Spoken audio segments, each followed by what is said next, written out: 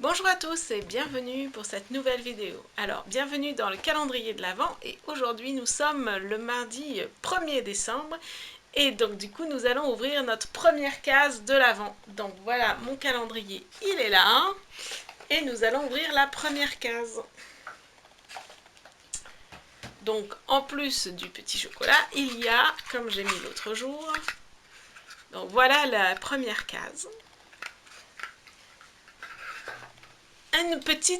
Un petit mot que je déplie et donc il est indiqué argile.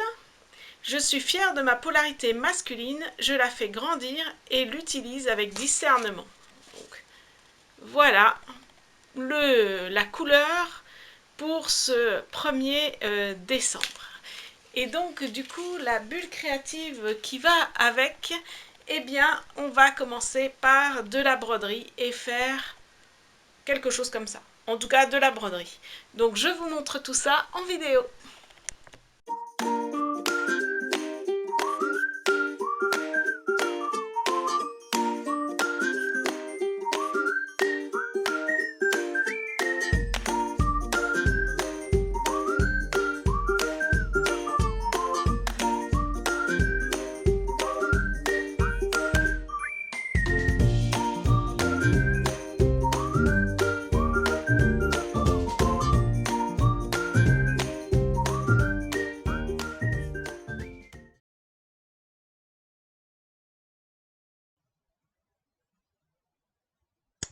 Voilà, alors en fait j'ai pris un carré de toile, c'est du lin en fait, donc sur lequel je dessine mon motif. Donc moi je le dessine avec un crayon. Il existe dans le commerce des crayons adaptés au tissu, mais comme j'en ai pas à la maison, bah, j'utilise celui-là. De toute façon à la fin ça se voit pas trop, hein. C'est pas tellement visible, puisque la broderie va aller sur le crayon. Donc si vous en avez pas, vous pouvez tout à fait prendre un crayon. Donc je dessine mon dessin sur le tissu. Alors de mon dessin, je sais que je vais faire pas mal de petits points et les petits points je les dessine pas parce que évidemment c'est pas forcément facile de dessiner sur du tissu, hein. C'est pas comme dessiner sur du papier, hein. Donc moi j'ai dessiné un petit cerf avec enfin, une tête de cerf avec avec des feuillages en fait. Voilà, avec différents feuillages, du sapin, puis différents feuillages. Euh, voilà, c'est un dessin assez simple. Après, il me semble qu'on peut faire du décalcage et notamment avec comment ça s'appelle je sais même plus comment ça s'appelle. Moi, j'en ai pas, alors du coup, je fais à la main comme ça, hein, mais voilà, en fait. Je crois que c'est des stencils qu'on peut utiliser. Ouais, du décalcage avec du papier calque, ça ne marche pas du tout, hein. Enfin, j'ai essayé, ça ne marche pas. Donc du coup, je fais vraiment mon dessin à la main. Et comme j'avais envie d'écrire quelque chose, j'ai écrit aussi un titre. Donc là, je vais vous montrer les points que j'ai utilisés, moi, pour broder. Donc j'ai déjà utilisé ce que j'appelle le point plat. Donc, déjà, ce que j'ai fait, c'est que j'ai pris un fil et je l'ai dédoublé pour en avoir qu'un seul, en fait. En principe, il y en a 6. Et moi, j'en ai pris qu'un seul sur les 6. Alors, vous pouvez en prendre qu'un seul. Vous pouvez en prendre 3. Ça veut dire que vous le dédoublez en 2. Vous pouvez aussi tout prendre. Ça fait une broderie plus ou moins épaisse, en fait. Moi, la mienne, elle est assez fine. Donc du coup, je fais un point plat. Donc en fait, l'idée, c'est de revenir et de faire que chaque fil soit vraiment côte à côte. Alors comme c'est un seul fil et que c'est assez fin, évidemment, il faut faire attention de bien se mettre à côté. Et c'est pas forcément facile. Voilà. Et en fait, vous allez d'un bout à l'autre. Alors là, pour le coup, c'est une feuille. D'un bout à l'autre du motif. Là, pour le coup, c'est une feuille. Et, euh, et bien que chaque point soit bien côte à côte pour pouvoir euh, avoir voilà, un point plat et éviter le moins de trous possible. Avec un fil fin, c'est plus difficile. Avec un fil épais, évidemment, il va prendre plus de place, donc du coup, ça sera plus facile. Voilà. mais c'est tout à fait possible et envisageable. Donc une fois que j'ai fini mon motif au point plat, je le fais un contour au point-tige. Donc le point-tige, voilà, c'est comme ça. En fait, c'est un point à l'envers, en fait. Donc vous piquez et vous revenez sur votre pas et vous prenez bien votre fil dans votre pouce. Voilà. Et ensuite, vous faites tout autour un point-tige. Le point-tige, c'est le point que je vais utiliser le plus, qui va me permettre de faire le trait, en fait, qui va me permettre de faire tous les traits. Donc là, le point-tige, pour contourner les points plats, je trouve que du coup, ça fait un motif qui est plus fini et du coup, c'est plus joli, en fait. Ça fait plus terminé. Quand vous avez des trucs comme ça, c'est-à-dire des angles droits, vous piquez et l'astuce, c'est de repiquer, pas très loin, mais pas dans le trou que vous venez de faire, sinon vous perdez votre point. Donc voilà, et on repart dans l'autre sens. Donc c'est bien un point à l'envers. Là, vous voyez bien comment il est fait. Donc voilà.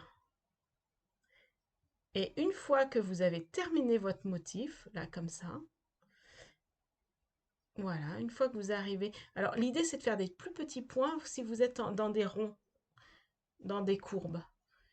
Et une fois que vous avez terminé, ben, bon, là, moi, je suis repartie sur ma deuxième feuille, mais sinon, vous faites un nœud. Voilà. Voilà comment donne le point plat avec un contour au point-tige. Voilà, comme ça fait beaucoup plus fini. Alors maintenant, bah, je vous remontre le point tige. Alors, je ne suis pas très douée pour les explications à l'oral, donc je vous le laisse regarder, ça vous permettra de voir. Mais c'est vraiment un point qui est euh, à l'envers, en fait. Vous revenez sur votre pas et pour toutes les lignes, en fait, il est pratique, il est bien. Quand on est en courbe plus serrée, le point doit être un petit peu plus serré pour qu'elle épouse bien la courbe. Si vous êtes en ligne droite, vous pouvez faire un point plus lâche.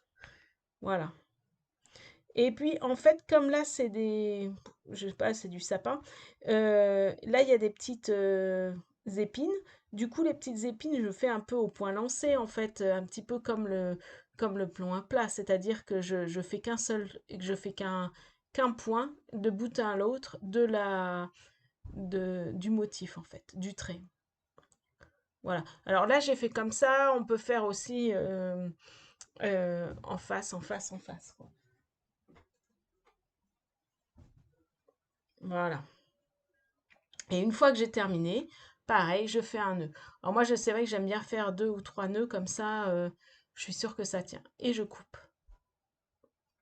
Voilà. Et maintenant, le point que je vais vous montrer, c'est le point nœud, justement. Donc il permet de faire des petits nœuds et ça fait des petites boules, en fait. Donc là, je vais en mettre un sur chaque épine. Donc, du coup, voilà, comment je m'y prends. Donc, en fait, je fais une petite boucle comme ça. Voilà, je fais une petite boucle comme ça et ensuite je fais 3 fois dans la boucle. Voilà. Donc je fais un petit truc et je fais 3 fois dans la boucle.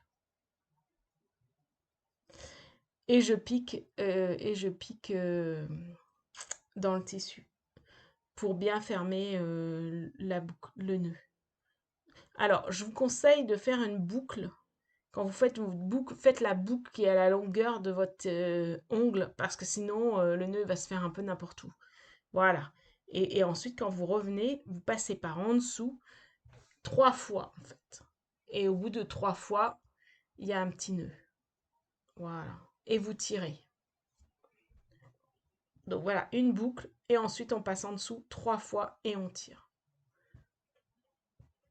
Et donc là, j'ai fait ça pour toute la feuille, en fait. Donc une boucle. Et en fait, par-dessous 3 fois et je tire.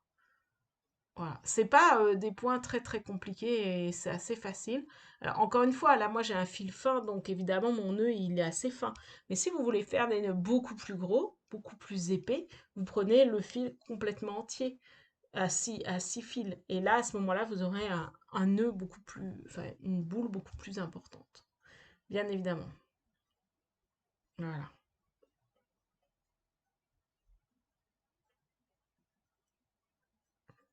Et ensuite, une fois que j'ai fini, eh bien, je fais mon nœud par derrière et je coupe.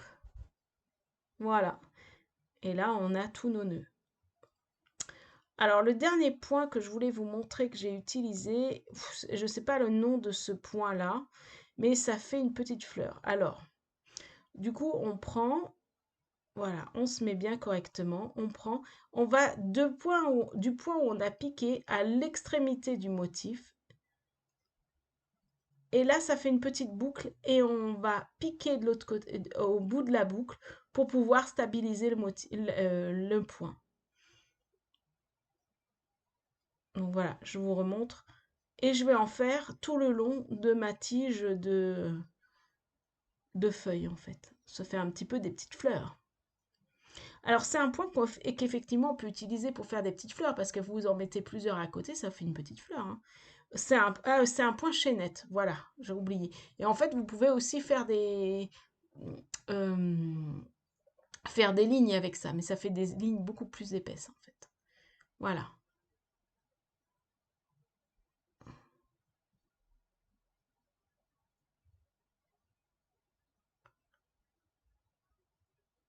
Voilà. Donc du coup, pour cette broderie, j'ai utilisé 4 points. Donc le point nœud, le point tige, le point plat et celui-là qui est le point chaînette. Voilà. Tout simplement en fait. C'est avec ces 4 points-là que je vais faire toute ma broderie. Voilà. Et là, vous voyez un petit peu que j'ai avancé la broderie. Il me reste encore des choses à faire. Alors voilà la broderie terminée. Donc vous pouvez voir le point nœud, le point chaînette, le point plat et le point tige. Et donc du coup, j'ai mis en plus hiver tout doux. J'aime bien mettre des titres en fait à mes petits de broderie.